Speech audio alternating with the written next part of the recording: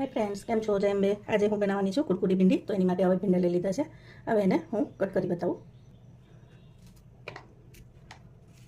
આવી રીતે પતલી પતલી બધી ચિપ્સ કરી લેવાની ભીંડીની.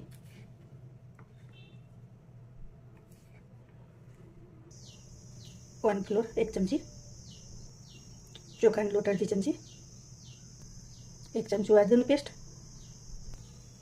મીઠું ટેસ્ટ મુજબ, મરચું, હળદર, ધાણા જીરું, લીંબુનો રસ, ચાટ મસાલો,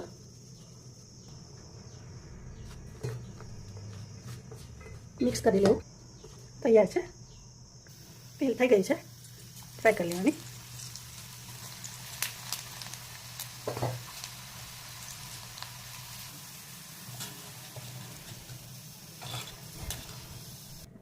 તૈયાર છે.